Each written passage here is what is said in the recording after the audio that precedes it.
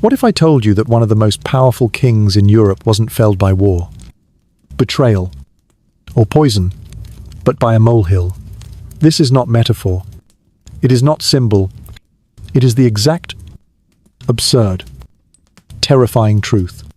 A small bump in the frozen ground, made not by man or God, but by a blind animal in winter, was the moment history shifted. Because on that quiet February morning in the year 1702, William III, King of England, Scotland, and Ireland, also known across the continent as William of Orange, mounted his favourite horse for what he hoped would be a breath of cold, healing air. But the horse stumbled, and the king fell, and something inside his already fragile body cracked, never to repair again. That moment did not kill him outright. No, it merely opened the door to a slow and horrifying unravelling. But to understand why that molehill mattered, we must go back not to his crown, nor his wars, but to his very first breath. Taken beneath the shadow of death itself, William was born in the year 1650, already a symbol of loss. His father, William II, lay dying of smallpox as his son entered the world. The infant was immediately orphaned, baptized not only into the royal house of Orange, but also into a lifelong familiarity with disease, grief, and the silent corridors of palaces where joy had no foothold. His childhood was marked by chronic asthma, constant illness, and a thinness so alarming that doctors whispered he would not survive past boyhood. But he did survive, not because his body grew strong, but because his will refused to collapse. He was forged, not born, hardened not by privilege, but by the need to pretend he was never in pain, and so he rose not through the comfort of inheritance, but through the teeth-gritted force of necessity. By the time he was 38 years old, William had crossed the English Channel with a fleet of 500 ships and 15,000 soldiers, braving deadly November, storms to overthrow his Catholic uncle, King James II of England. The event would later be romanticized as the Glorious Revolution. But to William, it was simply one more impossible task to endure. His supporters called it divine wind, he called it duty. And though the revolution was a political success, it came at enormous physical cost. The journey over sea worsened his lungs. The weight of two crowns, those of England and of Scotland, pressed down upon a frame never built for such burdens. He had claimed the throne. Yes, but with it came responsibilities that would slowly kill him from the inside out. His marriage to Mary, the daughter of the king he deposed, was meant to solidify his legitimacy, but behind the ceremony lay a cold truth. Their union was strained, distant, often lonely, and when Mary died of smallpox in the year 1694, the man who had built his legend on steel and stone cracked visibly for the first time. Eyewitnesses described how he wept openly at her bedside, his composure destroyed, his strength broken. What followed was not grief, but decay. His asthma worsened. His hands began to shake. His eyes became glassy. His skin grey. Royal physicians noted that his appetite shrank while his temper sharpened. He would often cough until blood spotted his handkerchief. But he refused to rest. His entire life had been an act of resistance against weakness. To surrender now would mean admitting that even kings are made of flesh. As the century turned, the man who had once led cavalry charges could barely climb the steps of Kensington Palace without collapsing against the wall. Gout twisted his joints. Sleep became a nightly trial of breathless gasping. Yet the crown stayed on his head, and the charade continued. Those closest to him understood, in whispered glances and anxious silence, that their monarch was fading. But nothing, not Parliament, not foreign ambassadors, not the whispering public was allowed to know just how bad things had become. And so, In February of the year 1702, William attempted a moment of denial. He ordered his horse, Sorrel, prepared at Hampton Court. He wanted to ride. He needed to feel the air, to believe that he was still the king who had once crossed seas and toppled dynasties. But Sorrel stumbled on that unremarkable mound of earth, a molehill that caught its hoof, and William fell. The impact shattered his collarbone. The pain was immediate and violent. The injury, though seemingly minor, would become the doorway to death. For William's body could no longer heal. Infection set in. Fever rose. His immune system, already devastated by years of battle, grief, and illness, simply gave up. Physicians bled him, applied poultice, whispered reassurances, but behind their eyes, the truth flickered like a dying candle. William was not recovering. He was wasting. His arm withered. His appetite vanished entirely. And most frightening of all, his mind began to falter.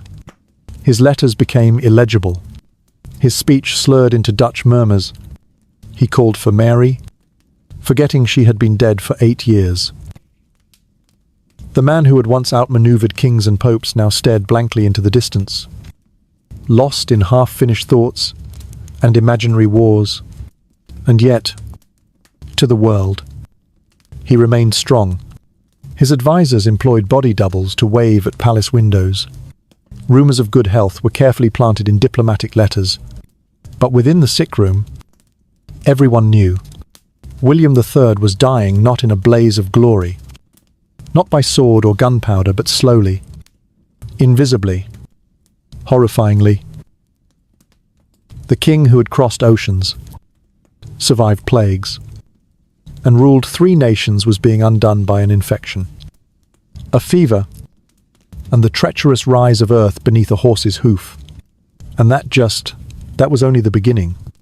There is a kind of silence that does not come from peace, but from dread, a silence, not of stillness, but of suffocation. That was the air inside the royal bedchamber of William III in the final weeks of his life. Heavy tapestries failed to keep out the damp.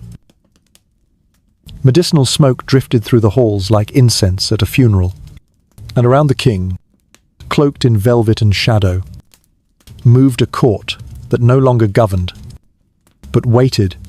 For in those last days of winter in the year 1702, Kensington Palace was not a home of statecraft or power. It was a mausoleum in waiting, where servants stepped lightly, physicians lied gently, and time ticked louder than any ticking clock. The fall from his horse had broken more than bone. It had pierced the thin veil William had so carefully constructed over the past decade, the illusion that, though aging, though grieving, though coughing blood into cloth, he still ruled not only a kingdom, but his own body. That illusion was gone. And what remained was a man no longer able to rise from his bed without help. A man whose arm throbbed with unrelenting infection, whose appetite had vanished completely, whose nights were filled with fevered whispers and dreams of battles fought long ago. They called it the Blue Room, but there was no colour left in it.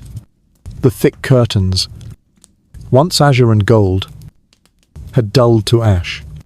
The fire was kept low, lest the heat worsen his fever.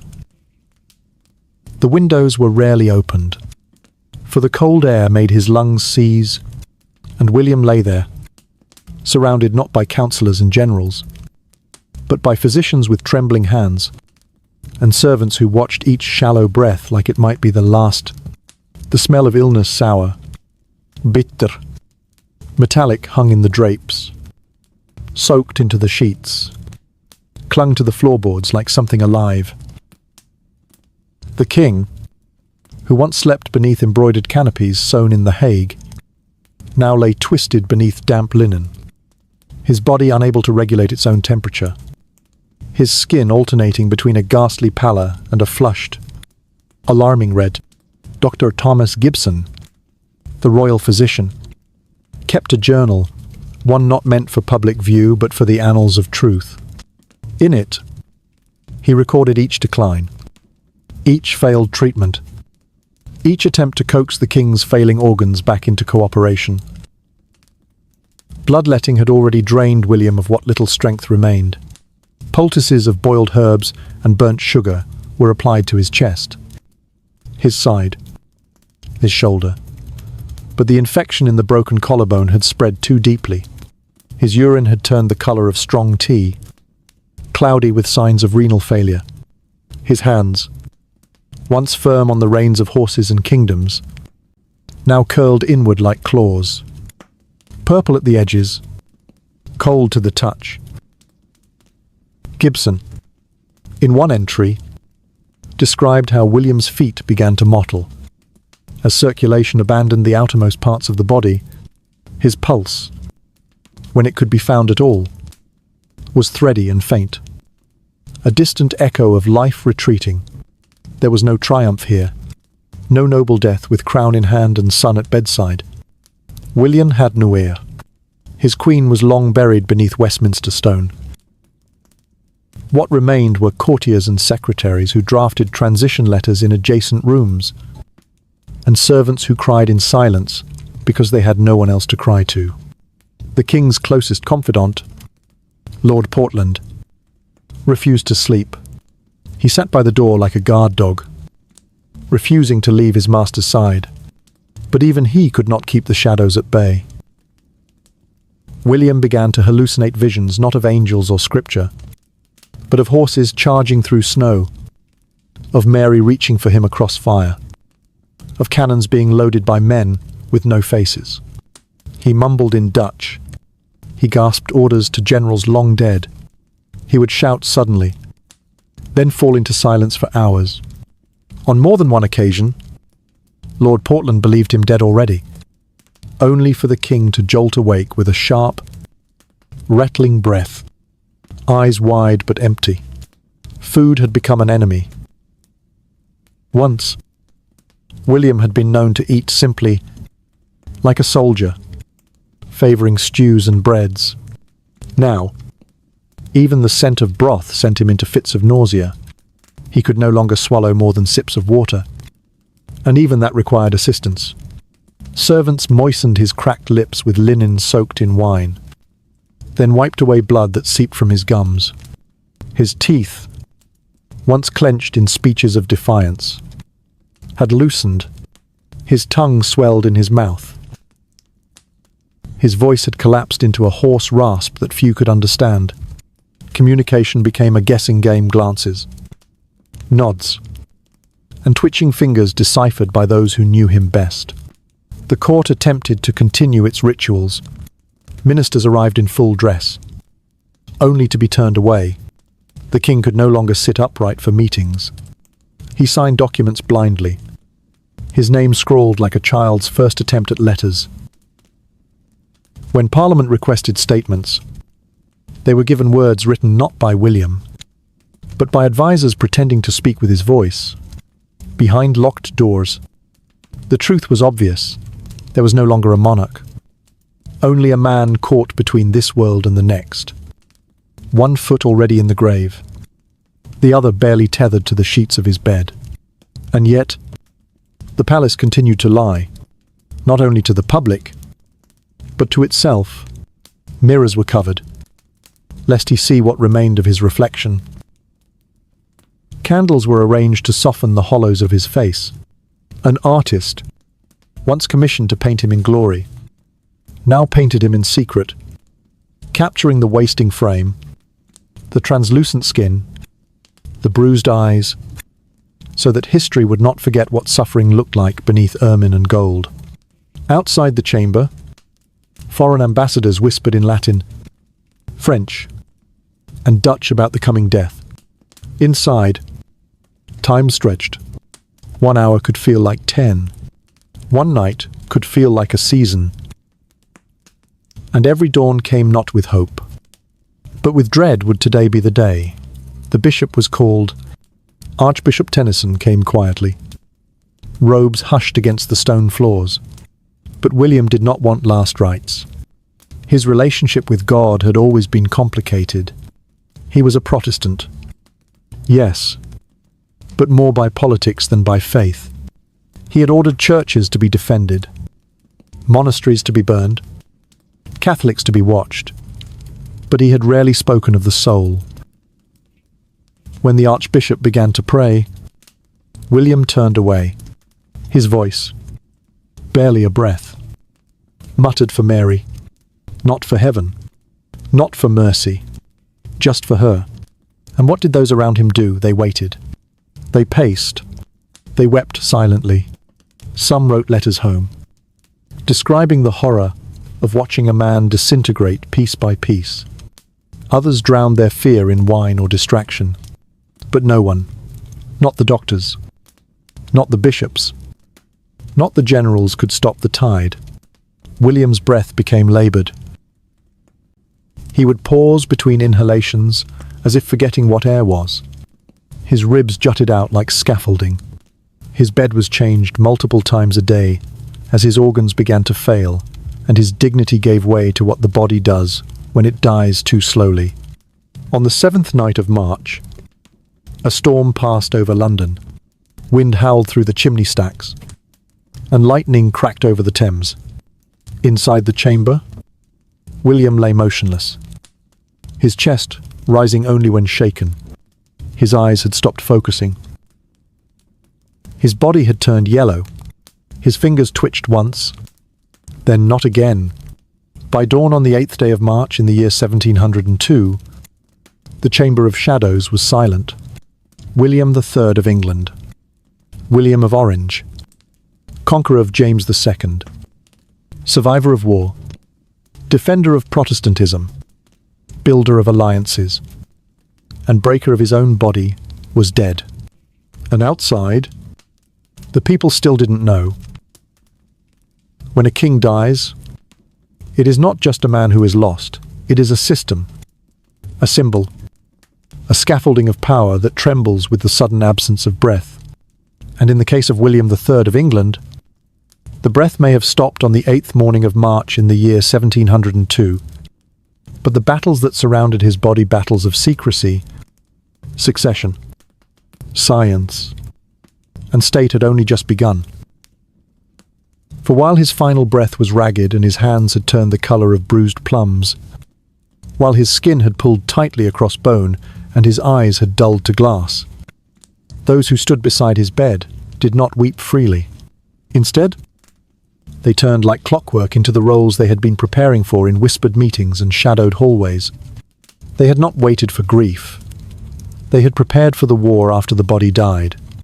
The first battle was against time itself. Death in the royal palace, especially death that had been long denied and hidden, was not allowed to arrive with sudden honesty. Courtiers did not run through halls shouting, "The king is dead." No bells rang immediately. Instead, the doors to the blue room were closed. Candles were extinguished. Fabric was drawn over mirrors.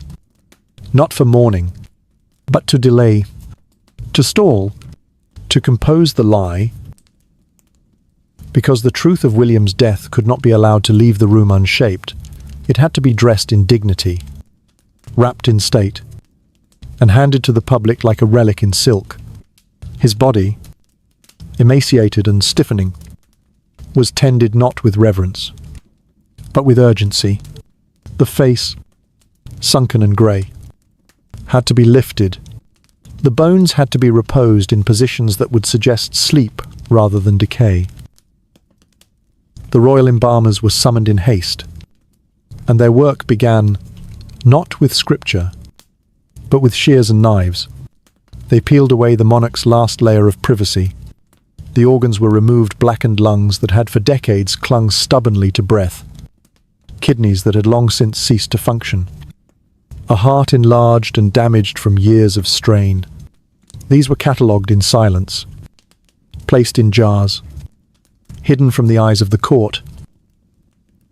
The embalmers applied powders imported from distant lands, powdered myrrh from Arabia, resins from Egypt, salts from the Danube. They injected perfumed oils to mask the smell of rot. packed cavities with linen soaked in clove and wine, stitched the body closed with horsehair thread, and prayed that the cold spring air would buy them time. But cosmetics were still required. The skin on William's face had taken on a yellow hue. His lips had split. His eyelids were cracked. So the court painters were brought not to immortalize him in portraiture, but to make him presentable to the living. They applied rouge to cheeks that had long forgotten warmth. They outlined the brows.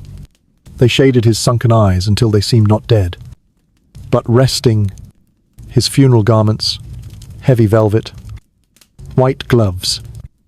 A lace collar embroidered decades before in The Hague had to be taken in, because the king who once filled them now barely cast a shadow.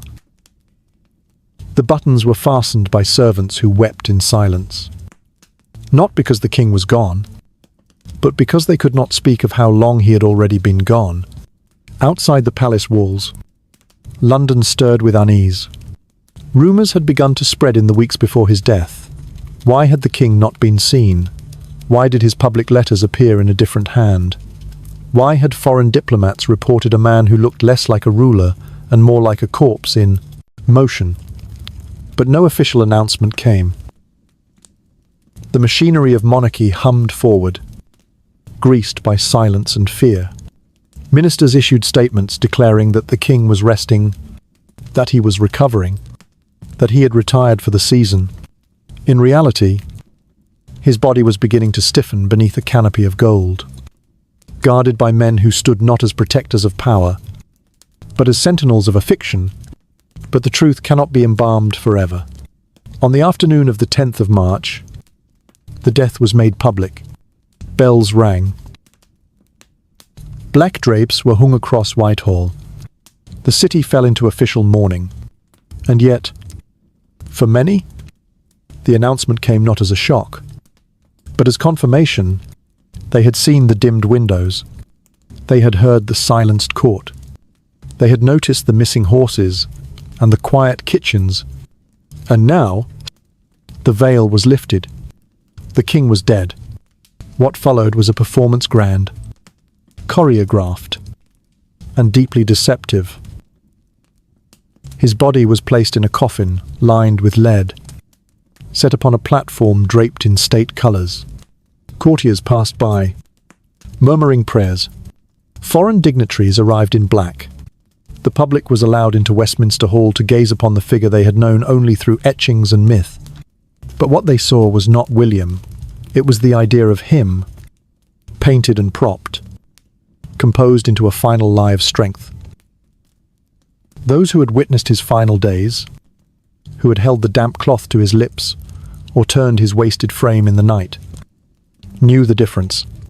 They saw not a king resting in peace, but the carefully disguised corpse of a man who had lost the war with his own body months before the church bells tolled. The Second War, unfolding silently beneath the rituals of mourning, was one of succession. William had no children. Mary, his wife and co-ruler, had died childless. The throne would now pass to her sister, Anne, a woman plagued by gout, grief, and political uncertainty. Behind closed doors, letters were read in panic. Strategies were revised. Treaties were redrafted. Ambassadors from Holland, Prussia, and France circled like vultures, trying to divine what the new Queen's policies would be. Some feared she would abandon the Protestant alliance. Others whispered that she would be manipulated by her court favourites. And all knew that the fragile peace that William had held together through force, fear, and diplomacy was about to shatter. The Third War was medical. In the months following William's death, his physicians were both condemned and studied. Letters circulated among Europe's medical academies, detailing the symptoms, the treatments, the slow collapse of the royal body. Doctors from Paris, Vienna, and Leiden analysed these documents, offering theories of heart failure, advanced nephritis, respiratory collapse, and nervous exhaustion. Some saw in William's body the price of ambition. Others saw only the limits of 17th century medicine. But all agreed on one thing. His death had become a case study. His autopsy, a textbook. His suffering, previously hidden now, a subject of professional dissection. The fourth and final war was cultural. In paintings, William was transformed once more into a hero. He was shown on horseback, his face calm, his eyes determined. In poetry, he was compared to Alexander and Caesar. Pamphlets praised him as the Protestant Moses who led his people across a stormy sea. But in private journals, in letters sent from the palace to rural estates, in the margins of books owned by servants and low-ranking nobles, a different image emerged. William, the man who had trembled in pain. William, whose skin had yellowed, whose breath had failed. William, who in the end reached not for God or glory, but for Mary's hand and found only empty sheets. These competing legacies clashed silently across the kingdom. One built for memory, one born from truth. The king's final journey, his burial, took place on the 12th of April. The coffin was sealed. The church filled with incense and echo. Croissant. Lords wept. The archbishop spoke of duty, sacrifice, and divine will. And then the vault was sealed. The man who had crossed oceans, who had unseated monarchs, who had ruled 3 crowns, now lay beneath Westminster Abbey. Beside the woman he had loved awkwardly, mourned deeply, and never truly replaced. But the war after his death continued. In the corridors of Parliament, in the markets of Amsterdam, in the chapels of Rome, in the whispers of old men who remembered the day the Protestant wind blew in from the sea, and the day it finally died out. Not with a storm, but with a sigh in a shadowed room where no one dared speak above a whisper. And somewhere, perhaps, a molehill still remains on the grounds of Hampton Court, covered now by grass, ignored by tourists, forgotten by time, but history remembers. And in the long, merciless memory of kings, it was not war, nor poison, nor betrayal that ended the life of William III. It was the earth itself, rising quietly beneath his horse. There are monarchs whose deaths mark the end of dynasties, and others whose deaths end myths. William III of England, William of Orange, belonged to the latter. His was not the kind of legacy that echoed in song or shimmered in tapestries. It did not roar in triumph or blaze in colour. It faded, like a banner left too long beneath northern rains, like breath on a windowpane, like the flickering candlelight that dimmed in the blue room of Kensington Palace the morning his body surrendered to silence. But in that silence, the truth of his legacy began to speak, not loudly, not quickly, but with the slow, enduring whisper of consequences. His death, hidden behind curtains and carefully posed corpses, had revealed something more dangerous than weakness. It revealed that even the most mythologized crown could rot, and once that truth was glimpsed, it could never be unseen. Those who had witnessed his final days, servants who wiped blood from his lips, physicians who watched his pulse flutter and fade, courtiers who concealed the smell of decay with lavender water, carried with them a new understanding that royal flesh was just flesh, and royal silence was not majesty, but fear. Among the first to feel this shift was Queen Anne. His successor, she stepped onto the throne not as a triumphant heir, but as a weary sister-in-law, inheriting not a realm of strength, but a ghost palace filled with whispers and the lingering scent of camphor. Anne, herself plagued by illness and personal sorrow, had watched William's decline from close quarters. She had seen the trembling hands, the scrawled signatures, the vacant stares. And though her coronation was carried out with pomp and dignity, It was underscored by a shadow that followed her, like a second crown, one that weighed not with jewels, but with the memory of a king undone by the very office she now held. Politically, the most immediate legacy of William's death was the end of the House of Orange in England. He had no heir. The dynastic line that had begun with his invasion during the Glorious Revolution ended with a last breath in a shadowed room. The Protestant succession passed to Anne, and with her reign came a slow and painful reimagining of monarchy. Parliament, already emboldened during William's final years, began to assert its authority with greater clarity. The balance shifted not with revolution or violence, but with legislative maneuvering and the quiet erosion of royal prerogative. The Bill of Rights, passed during William's reign, became more than parchment. It became precedent. And with each new session of Parliament, the idea of a monarch as a divine force weakened until what remained was a figurehead cloaked not in omnipotence, but in ritual. But not all legacies were written in law books or carried on royal seals. The physicians who had attended William their hands, stained with his blood, their journals filled with his symptoms, took their grief and failure into a different realm. They began to write, to experiment, to question the failures of his treatment, the constant bloodletting that had only weakened him, the foreign powders that offered no healing, the endless administration of wine, poppy, and prayer became the subject of bitter debate. Dr. Thomas Gibson, whose records became a cornerstone of the Royal Society's medical archives, documented William's case in excruciating detail, laying bare not only the physical symptoms of a dying king, but the ignorance and helplessness of those tasked with saving him. From this came change. Apothecaries began testing their compounds with greater scrutiny. Theories of circulation and kidney function, once dismissed as speculation, gained traction. Primitive forms of urine analysis, applied in desperation during William's final days, were refined. The very architecture of royal palaces began to shift. Ventilation systems were improved. Lift mechanisms were installed to spare monarchs the fatal strain of stairs. And in quiet chambers across England and the Netherlands, a new breed of physician emerged, not the perfumed servant of power, but the curious student of the failing human machine.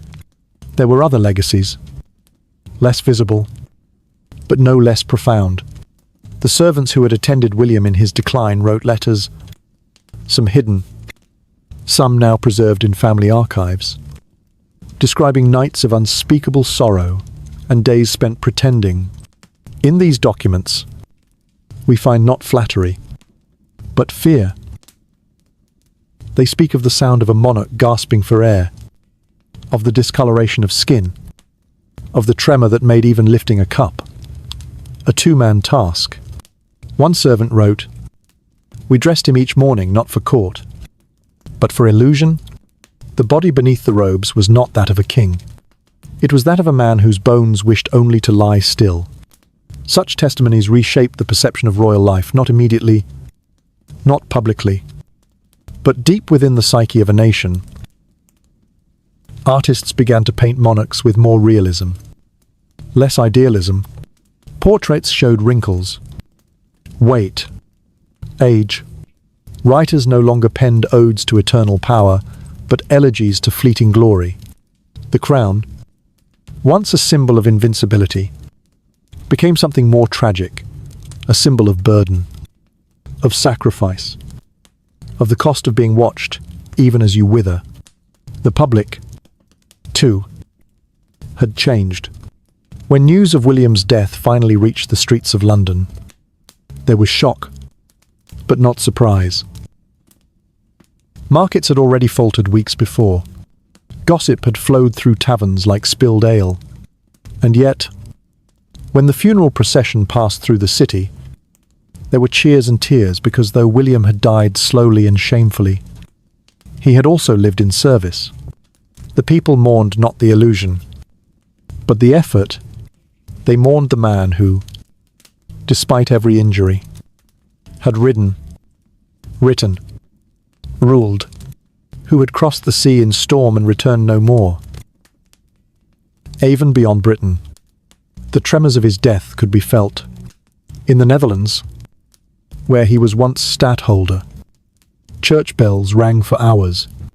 In France, where he had been feared and hated, there were toasts in salons and laughter in the corridors of Versailles. In Rome, there was silence, not out of respect, but calculation. For William's death meant possibility a shift in the Protestant Catholic power balance that could tilt the continent. And in Prussia, in Austria, in the colder courts of Scandinavia, the diplomats wrote hurried reports. The king is dead. The succession holds, but the queen is frail. Prepare accordingly. There were even stranger legacies, whispers of what had happened behind closed doors, when the king could no longer speak, and others had to speak for him. Rumours that body doubles had been used in his final weeks. That secret codes had been passed from Kensington to The Hague to conceal the true extent of his decline. That occultists had been summoned, prayers cast backward, blood drawn, not for healing, but for sacrifice. These were never proven, but they lingered. Because when a king dies behind locked doors, and the truth comes out in fragments, the imagination fills in the rest. In the years that followed, William's name faded from common conversation. Unlike Elizabeth or Charles or Henry, he became less icon than shadow. Statues were erected. Yes, coins were minted, sermons were preached, but he was not loved in death, as some monarchs are. He was not hated. He was remembered as the king who endured and then was gone. But in certain rooms, lit by oil lamps and heavy with parchment, his story endured more vividly. Among doctors, among lawmakers, among those who saw in his death not just a moment, but a mirror. His body had shown what crowns cannot hide. His life had proven what war cannot cure. And his death had carved into history a truth more haunting than any battle cry. That Kingsley-like men, and sometimes, long before the funeral, long before the bell tolls and the coffin is lowered, the crown has already begun to wither. Before the king's body was cold, before the velvet-draped coffin was wheeled into Westminster Hall, and long before the clergy rehearsed their hymns and Parliament rehearsed their loyalty to a new monarch, the real war had already begun in whispers, in coded letters, in the hushed footsteps of spies moving through the back corridors of Kensington Palace. Because if the reign of William III had ended in a bed of rot and fever, then the succession that followed him was not born cleanly from order and law, but clawed into place through deception, manipulation, and the calculated preservation of illusion. They called it necessity. But history, when it finally caught the scent, called it conspiracy. The bedchamber where William lay dying was no longer simply a sick room. It had become a theatre, a stage where roles were carefully cast and rehearsed. And the audience outside the palace walls was never to know that the actor behind the curtain was failing, slipping, collapsing into something more fragile than the throne could tolerate. As early as the first weeks of February in the year 1702, it had become clear to those closest to the king that he would not survive. His bones no longer responded to medicine. His mind no longer responded to reason. And his political instincts, once sharp as steel, had dulled beneath a fog of pain, delirium, and spiritual exhaustion. But the machinery of state could not afford the appearance of vacancy. And so, they improvised. Lord Albemarle, William's trusted Dutch confidant, was the architect of this elaborate deception. It was he who first proposed the use of body doubles not for assassination decoys or battlefield ruses, as had occasionally been employed by monarchs before, but for domestic theatre. There were at least 2 men within the palace staff who bore a resemblance to the king in profile and gait. with proper wigs, clothing tailored to match William's increasingly frail form, and appearances limited to distant glimpses from carriage windows or palace balconies. The illusion was maintained. These men were trained in the king's mannerisms, taught to nod solemnly, to raise a gloved hand, to walk slowly with a posture that mimicked royal fatigue rather than royal death. They became walking shadows of sovereignty, sent out to quell rumours and reinforce the fiction that William still ruled, not from a sickbed, but from strategy. But the deception did not end there. Letters, hundreds of them, were forged under the king's name. Some by his secretaries, others by foreign sympathisers, still others by Albemarle himself. These letters bore official seals, used careful language, and mimicked the clipped, logical prose William had always favoured. They were sent to Parliament, to foreign courts, to generals abroad. Some approved policy, some acknowledged diplomatic cables. Some even reassured allies that the king was merely resting due to an old injury sustained on horseback. A grotesque understatement that mocked the stench of infection and death that filled the Blue Room. Meanwhile, Dr. Thomas Gibson, whose medical reports grew more grim by the day, was sworn to secrecy and paid handsomely to say less than he knew. His notes, preserved now in university vaults, were at the time hidden behind a bookcase inside his study. A physician's truth locked behind the politics of survival. At the heart of this conspiracy was not only the fear of chaos, but the fear of foreign opportunism. France, still ruled by the Sun King, Louis XIV, had spies embedded in the English court, men disguised as footmen, tutors, musicians. They reported that the king was dying, perhaps already dead. And that intelligence, if confirmed publicly, could have unleashed a diplomatic earthquake. Protestant alliances would tremble. Catholic embassies would stir. Jacobite agents, still loyal to the exiled line of James II, would see an opening. And so, the fiction had to hold, not for William, who no longer knew the date, nor the season, nor sometimes even his own name, but for England, for the crown. But lies, like infection, spread faster than control allows. The Countess of Ormond, a once loyal member of Mary's household and long-time court insider, wrote privately to her cousin in Dublin of a terrible unease within the palace. She described guards being shifted without explanation, familiar servants being dismissed, and the distinct sense that some great weight is being held up by trembling hands. Her letter was intercepted, and she was politely exiled from court.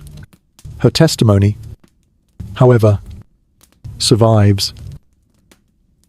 Others too began to whisper servants who had been reassigned from the king's bedchamber. Musicians told not to perform near the royal apartments. Tailors instructed to resize funeral garments before any death had been publicly acknowledged. And then came the rumours. They began, as many things do, in shadowed corners of taverns, in whispered exchanges between diplomats' aides and market sellers, that the king had died days, even weeks, before the public was told. That the body lying in Westminster Hall was not William at all, but a composite wax, powder, velvet, and wishful thinking. That a will had been altered, that the line of succession had been manipulated to exclude certain Protestant claimants in favour of others more loyal to the existing power structure.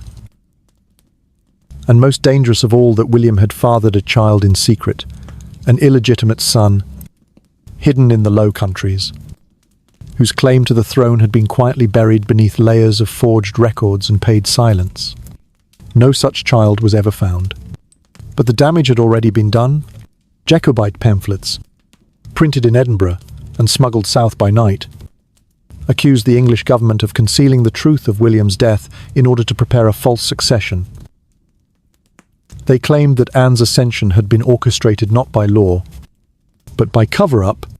One notorious publication, The Orange Mask, described the king's last weeks as a puppet show performed with a corpse behind the curtain, and included a cartoon of William held up by strings, manipulated by faceless ministers whose hands bled ink and gold. The crown responded with swift brutality. Printers were arrested. Papers were seized. Foreign correspondents were denied access to royal archives. But the stain remained. The phrase, the bedchamber conspiracy, entered political vocabulary not always allowed. Not always in official channels, but whispered with enough conviction that even loyalists began to wonder where performance ended and monarchy began. What has been confirmed by modern historians is this: William's decline was far more advanced than his advisors admitted. His mind was failing weeks before the fall from his horse. His organs had begun to shut down before Parliament was told anything was amiss. His body was already being embalmed, while official dispatches assured foreign powers he was on the mend. And yes, documents exist, coded, obscure, incomplete, that suggest the existence of a shadow cabinet operating beneath the official court, guiding not only decisions, but perception itself. What remains uncertain is intent. Were these men criminals, patriots? Were they preserving order or distorting it? Is a lie less a lie if it protects a nation from collapse? Can monarchy survive on pageantry if truth is too frail to carry the crown? The bedchamber, conspiracy, did not bring down the monarchy. But it left a cracked hairline at first, then widening over the decades, until by the time the 19th century crowned a queen named Victoria, the monarchy had become something else entirely, no longer a seat of absolute power, but a symbol draped in velvet, hollowed by history, protected not by swords but by tradition. And William, though dead, though decayed, though buried beneath the stone floor of Westminster Abbey beside the wife he never truly held, remained at the centre of it all. A ghostly figure, not remembered for triumph or tragedy, but for the elaborate fiction that surrounded his last breath. A king whose body was hidden, whose illness was denied, whose crown passed like a secret whispered in a darkened room. Because sometimes the real history does not live in parliaments or portraits or funeral sermons. Sometimes it lives behind a locked door, in a bed that smells of vinegar and blood, in the silence between lies. Some wounds do not bleed.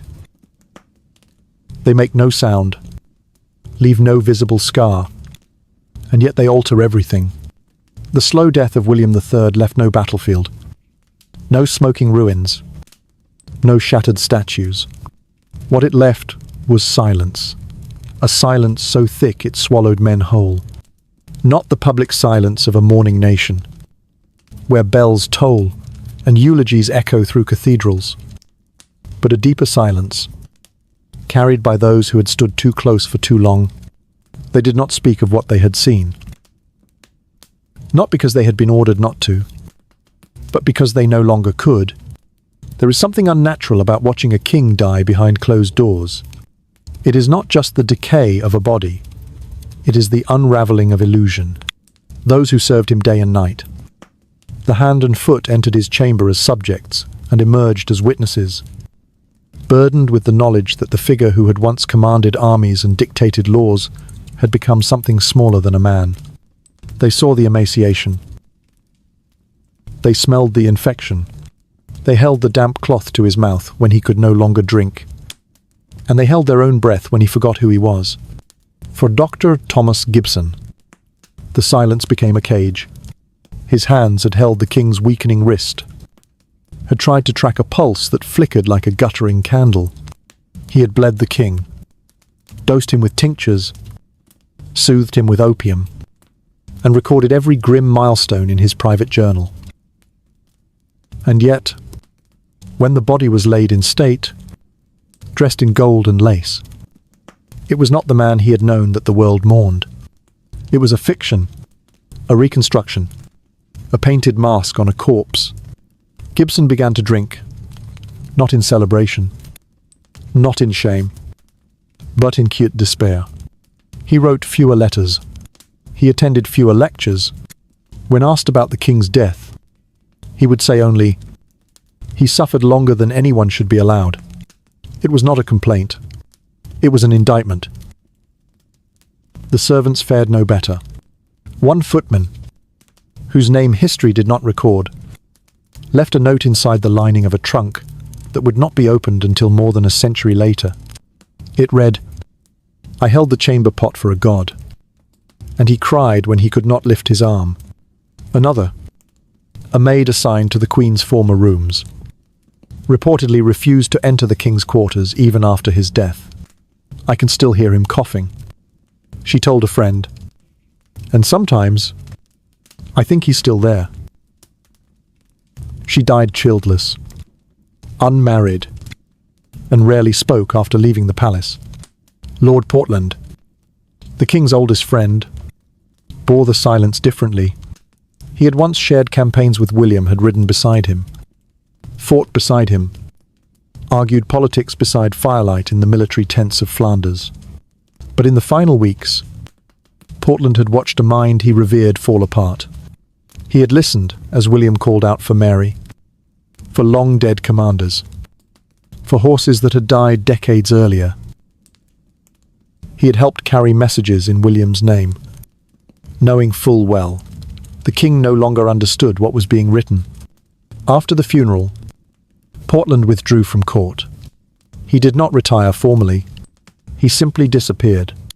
Those who visited his estate in the years that followed found a man who walked the gardens at night, who could not bear the sound of music, and who kept William's last handkerchief folded inside a silver box on his desk. It smelled of rosewater and something else. Something older. The silence extended beyond those who had touched the king. The painters who had prepared his death mask, a process requiring wax, stillness, and unbearable proximity, refused to speak of it afterward. One destroyed his sketches. Another took holy orders. The embalmers, who had opened his chest and removed the organs in careful sequence, were paid handsomely and never employed again.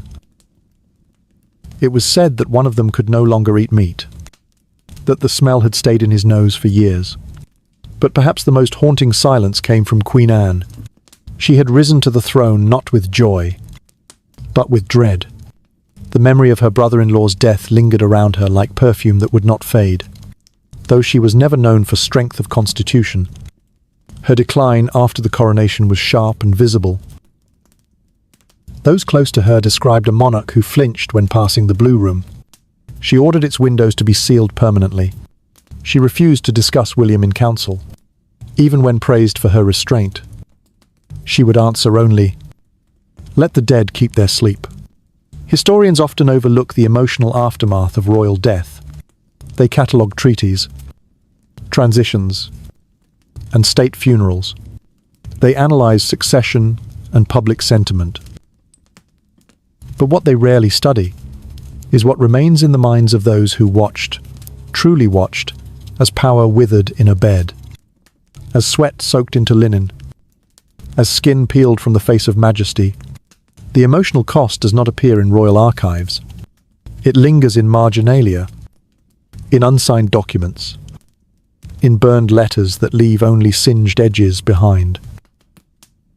Even years later, when the Georgian line had taken hold and the memory of William III had become something schoolchildren memorized but did not feel, the silence persisted. In court, in churches, in quiet corners of country estates, stories would sometimes emerge of the king speaking to shadows, of a mirror that cracked on the morning he died, of a blackbird that flew into the chapel window and fell dead. Most dismissed them. Superstition, folklore. But to those who had lived through that year, through those final weeks, through that unbearable March morning, they were not just stories. They were echoes. The silence even crept into art. A painting, unsigned and hidden behind a false wall in a minor noble's home, depicted a thin man in royal robes, standing in a darkened hallway, facing away from the viewer. The only light came from a distant window, and on the floor near his feet lay a broken crown. No inscription, no explanation. But those who had been in Kensington Palace in the spring of 1702 knew exactly what they were looking at. The anatomy of silence is not simple. It has bones ritual, obedience, survival. It has organs fear, guilt, loyalty. It has blood-shed pain that pumps through people who never speak of what they endured. And in the case of William III, that silence became the inheritance of an entire generation of royal servants and officials. They had kept the secret. They had preserved the dignity. They had sealed the chamber. But what they could not do was forget. Perhaps no one captured it better than a letter written by a palace steward to his niece in the countryside. Dated nearly 5 years after the king's death. He wrote, "They say I served a great man, and perhaps I did. But what I remember most is not the voice that gave orders, nor the hand that signed laws, but the eyes open, unfocused, staring at the ceiling as if already elsewhere. And when I closed them for the last time, I thought I had done a service. Now I am not so sure, because ever since, I hear him still. In the hallway, in the stairwell, in my sleep. Majesty, it seems, does not go quietly. It leaves its breath in your lungs. It teaches you to speak less, to look away, to wait. And wait they did. For silence is not the absence of sound. It is what remains when the world has said too much. There are days in a kingdom's memory that do not scream, they shiver. Days when the streets do not riot, and the bells do not toll in protest, and yet something beneath the surface recoils, as if the very ground is bracing for a truth too sharp to name. The 12th day of March in the year 1702 was such a day. No cannon fired, no gates fell. But England, for the briefest of moments, flinched not from violence, but from revelation. The funeral procession for William III had been announced with dignity, scheduled precisely, choreographed down to the inch. The king would be taken from Kensington to Westminster, his coffin sealed in lead and dressed in state colours. The streets lined with solemnity and velvet. Courtiers wore black. The royal guards polished their weapons not for battle, but for spectacle, and the people gathered, some with grief, others with questions that had long outgrown their whispers. They came not only to mourn, but to look, because by then, the rumours had outgrown the palace walls. The public had heard of the body doubles, though they did not yet call them that. They had noticed the absence of William's signature on key orders. They had seen the same man wave from the same window 3 times in a week, in the same robe, at the same angle, as if the king had become a portrait instead of a person. They had listened to foreign pamphlets being read aloud in taverns, declaring that the king had died weeks earlier, and the court had staged a farce to maintain control. And now, as the coffin passed through London's streets beneath the cloudy mid-March sky, they watched, not with reverence, but with suspicion. There were no cries of "Long live the Queen." There was no spontaneous singing of hymns. There were only eyes, thousands of them, watching the carriage that carried the man, whose final months had been concealed behind locked doors and perfumed cloth. Some believed they were looking upon the remains of a monarch who had died with dignity. Others believed they were being shown a mannequin in robes, that William's true body had already decayed in private and been disposed of long before. But the flinch came not from what they saw. It came from what they realized. For if a king could disappear inside his own palace, if a throne could be propped up by silence, lies, and carefully managed appearances, then what else might be false? What else had they believed? Trusted, celebrated, worshipped without proof. The monarchy had always been wrapped in mystery, but never had the veil felt so thin, so greasy, so human. It began with the printers. In Fleet Street, 2 presses broke rank and published transcripts of letters allegedly written by William in his final month, letters that, when laid side by side with his known handwriting, bore no resemblance. In Covent Garden, a former palace footman told a crowd that he had carried trays of food into the Blue Room for weeks, only to find the same untouched plates still warm, placed there for show. In Portsmouth, a retired naval captain revealed he had received a royal commendation dated 2 days after the king's death, delivered by a messenger who refused to make eye contact. These were not accusations. They were details, small, precise, mundane facts that, once spoken aloud, rearranged everything. The flinch was not a rebellion. It was a shift in posture. The clergy, always the first to protect order, attempted to quell the murmurs. They preached sermons on the mystery of divine will, on the burden of kingship, on the need for discretion in times of transition. But for the first time in decades, the pews were not filled with nodding heads.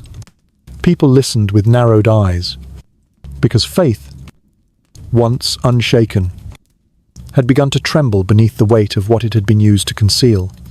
The House of Lords called for discretion. The House of Commons called for documentation. And suddenly, ministers who had spent the last year denying any royal infirmity were forced to navigate a public that no longer believed their denials. Questions were asked gently at first, then with increasing boldness. When exactly had William become too ill to rule? Who had signed in his name?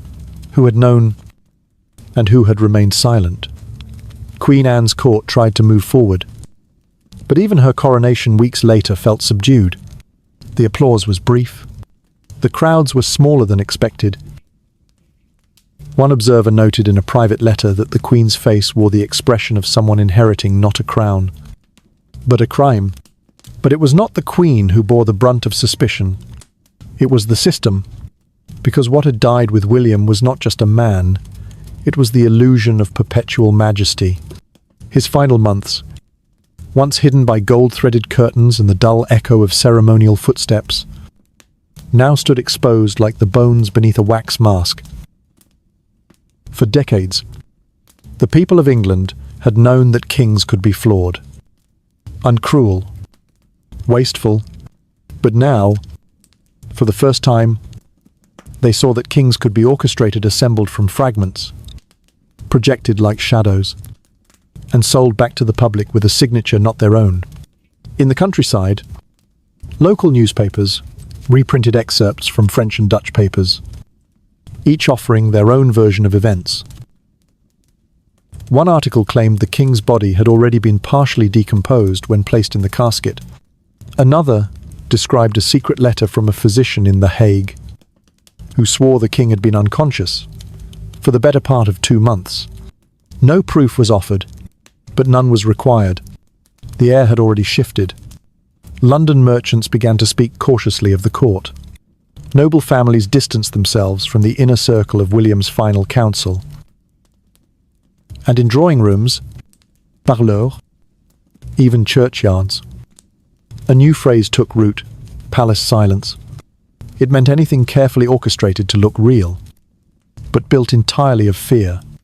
Years later, when historians began assembling a record of William's final reign, they found gaps, documents missing, signatures that faded into ghostly scrawls, letters unsigned, decisions made without council records. One minister had recorded a month's worth of meetings where the king had supposedly presided, but he himself had been on holiday during that same time. When questioned in his old age, he replied, "It was necessary to write it that way." The day the kingdom flinched was not marked by banners torn from windows or statues pulled down. It was marked by a collective breath held just a second too long. It was the moment when the people looked at the palace, the crown, the portraits, and thought not in anger, but in quiet recognition that if William III had become a puppet in his final months, then perhaps the strings had always been there. Perhaps they had just never tugged hard enough to notice. This was not the end of monarchy, but it was a turning point. The kings and queens that followed would wear the crown more carefully. Parliament would stretch its influence. The people would demand more visible rulers, ones who spoke, walked, and wept in public. The age of the absolute, invisible monarch had died not on a battlefield, but in a dark room that smelled of vinegar and decay. And the legacy of that death was not only constitutional, it was spiritual. Because a nation that once looked upon the king and saw divine order, now looked upon a coffin and saw its own reflection fragile, mortal, deceived. And in that moment of recognition, that subtle, bone-deep recoil, the kingdom flinched. They opened him like a book no one wanted to read. It was early morning, several days after the body of William III had been embalmed, painted, and dressed for public display. Outside, the streets of London still echoed with slow-footed processions, black bunting, and murmured prayers that clung more to memory than to belief. But behind closed doors, in a dim room hung with heavy drapes and thick with the scent of camphor and rotting sweetness, a team of physicians, embalmers, and royal stewards gathered to do what no court ever wanted to admit must be done. They cut open the king. The official purpose was embalming. That was the public truth. But what took place that day went beyond preparation. It was inquiry. It was confession. It was the grim dissection of denial. The body, by that point, was stiff. The skin pallid and tinged with a yellowish hue that no rouge could conceal. His lips, once painted to give the illusion of life, had cracked. His fingers, folded carefully over a silver cross, bore the mottled bruising of circulation long lost. When the first cut was made, just below the sternum, those present swore the smell was unlike anything they had ever known. Rancid, metallic, soaked in something deeper than death. One of the assistants vomited into his apron. Another left the room and refused to return. Dr. Thomas Gibson stood at the foot of the table, his hands gloved, his jaw tight, his eyes sunken, not from illness, but from weeks of watching the king disintegrate day by day. What lay before him now was not shocking. It was confirmation. They found the lungs first scarred, shrunken, and filled with thick fluid that clung to the instruments like jelly. Black in places, purple in others. They told the story of a man who had not breathed freely in years. One lobe had partially collapsed. The other had been overwhelmed by infection. When sliced, it wept. Not blood, but a pale foam that left no doubt the king had drowned slowly. Not in water, but in his own body. Next, the heart larger than expected, thick-walled, overworked. The arteries surrounding it were hardened like dried reeds. One physician whispered, "He must have been in agony."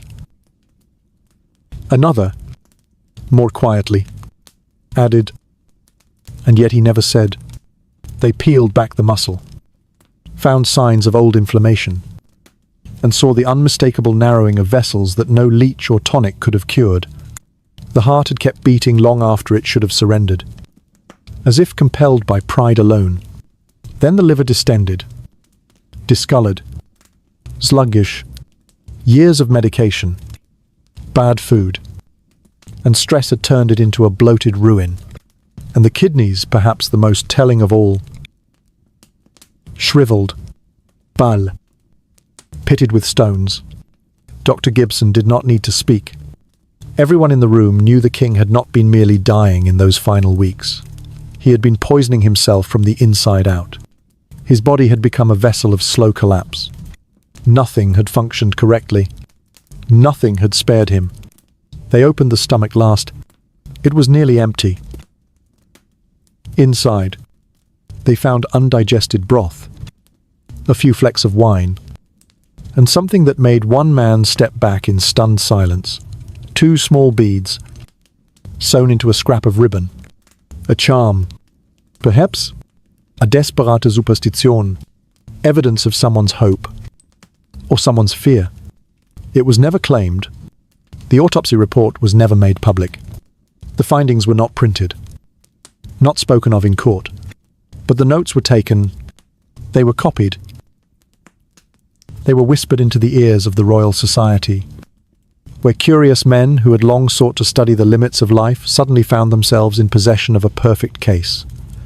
A monarch whose decline had been observed in detail, whose body had been preserved and opened, whose inner collapse could now be mapped like a battlefield after war.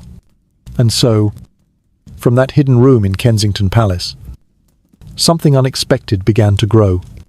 The beginnings of modern pathology. Doctors debated whether William's chronic asthma had masked more serious circulatory issues, whether his sharp weight loss had signaled adrenal failure, whether the swelling in his joints, dismissed as common gout, had actually been a rare autoimmune disorder. For the first time, a royal corpse had become a specimen, not a sacred vessel, but a broken machine, not a sainted relic, but a puzzle made of sinew and bone. And with that shift came others. Medical journals, once filled with theory and anecdote, began to cite symptoms observed in the king. The case of William III became a silent revolution in diagnosis. Doctors at hospitals in London, Edinburgh, and Leiden began to keep better records. They made sketches. They wrote timelines. They learned from the body that had failed so completely and so visibly. But there was another legacy, darker and quieter. The death of the king and the revelations that followed exposed the limits of royal medicine. The bloodletting, the mercury, the opium, the purgatives.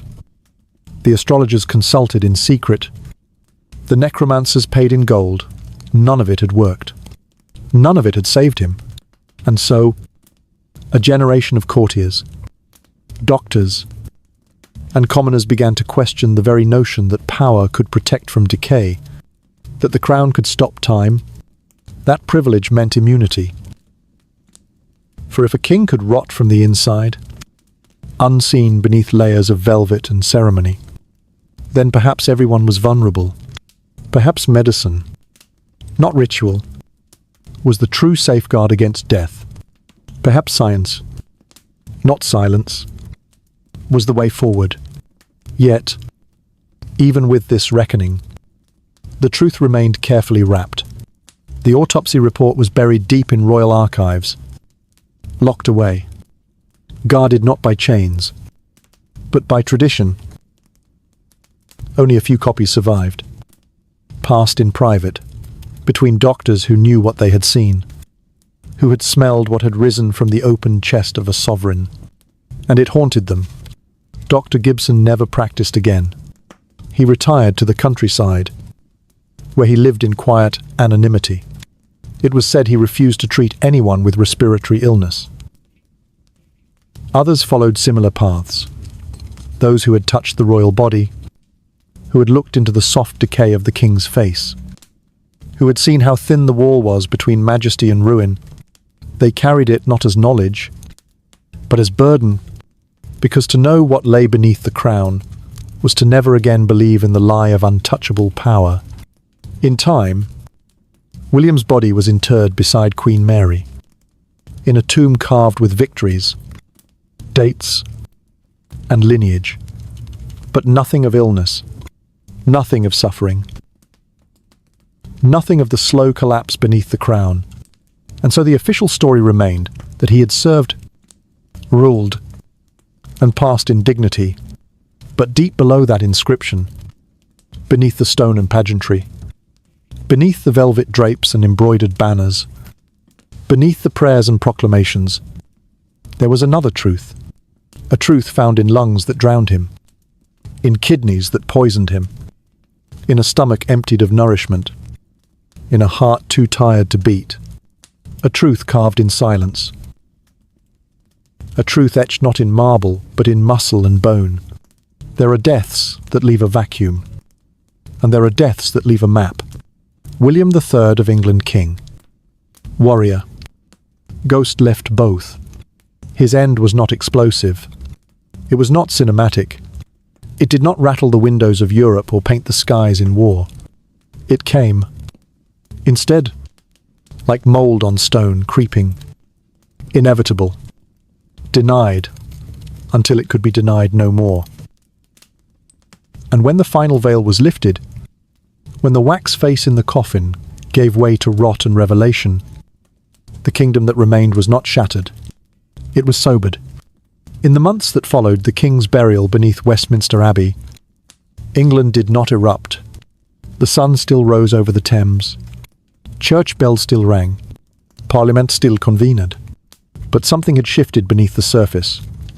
Something slow, unspoken, but permanent, like the first breath taken after months of holding it. Like the tremor that follows survival. Queen Anne wore the crown now. But she inherited more than a throne. She inherited a nation that had witnessed the failure of a royal body, and the failure of those who tried to disguise it. She ascended to power with gout in her hands and grief in her belly. But she walked with a cautious awareness that William had not been granted. She had seen what it cost to pretend a king could not suffer. She had sat outside the bedchamber where men whispered, wrote letters in another's name, and lied for weeks to preserve an illusion. And so she ruled differently, not as a goddess draped in velvet, but as a woman forced to live among the ruins of silence. Under Anne, the monarchy changed not through bold decree, but through erosion. Power drifted further into Parliament.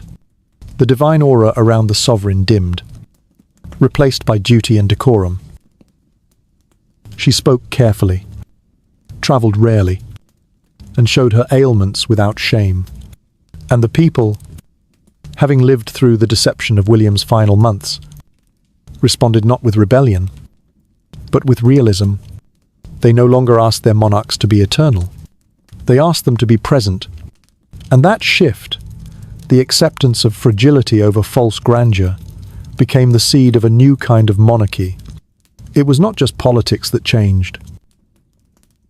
In the candlelit halls of medicine, the legacy of William's autopsy whispered through casebooks and lectures. Young physicians, trained in London's rising hospitals, studied the symptoms recorded during his decline. The fluid in his lungs became a lesson in pulmonary failure. His swollen limbs became case studies in kidney disease. The blood that pooled beneath his skin became a warning against bleeding patients past the point of recovery. And the silence surrounding it all became a cautionary tale about what happens when tradition is placed above truth. Hospitals began to shift their methods. Anatomy theatres expanded. Observation replaced ritual. The human body, once hidden behind silk and shame, became a subject to be studied, not feared. In time, this would become the foundation for modern pathology. But it began with a king whose body had been opened not out of curiosity, but necessity, who had died not for science, but who gave science something to live on. The cultural memory of William III faded in the decades that followed. Statues were built, sermons were preached, but the man himself remained distant. He was neither loved nor hated. He was remembered dimly, respectfully, and with a kind of historical sadness. His portrait hung in galleries, always depicted as younger than he was at the end. His victories were recounted in military circles. His reforms in Protestant succession were acknowledged in textbooks. But no artist captured the man coughing blood into linen. No public square erected a monument to the king who trembled alone in a bed he could no longer rise from. And yet, He left his mark in the architecture of the state, in the records of physicians, in the silent instincts of every sovereign who came after him and thought twice before hiding behind the curtain of royal distance. He left it in the way courtiers approached sick monarchs, in the way Parliament questioned executive silence, in the way people now understood that the body beneath the robe mattered, that the man beneath the crown could bleed, and that pretending otherwise was not strength but peril. Perhaps most profoundly, William's death gave England a strange kind of freedom, not political, but emotional. It untethered the people from the myth of immortal kings. It allowed them, for the first time, to look at the monarchy and see a reflection, not a silhouette. They saw sickness, they saw silence, they saw fear, and in seeing it, they grew into something else, not faithless, not cynical but wiser. A kingdom reborn in ash does not rise with fire and banners. It rises with memory, with adjustment, with slow, generational recalibration.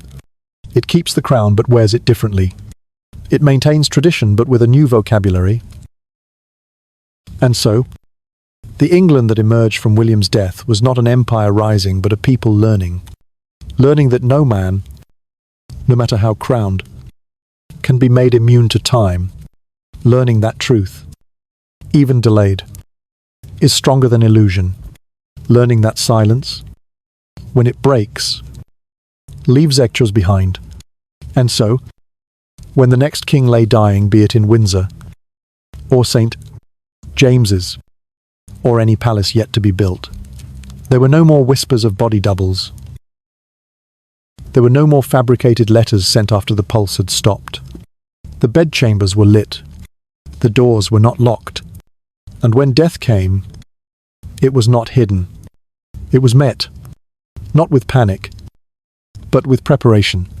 Because once, long ago, a king had died slowly in a darkened room, while the nation looked the other way, and the silence that followed him taught them all how not to repeat the lie.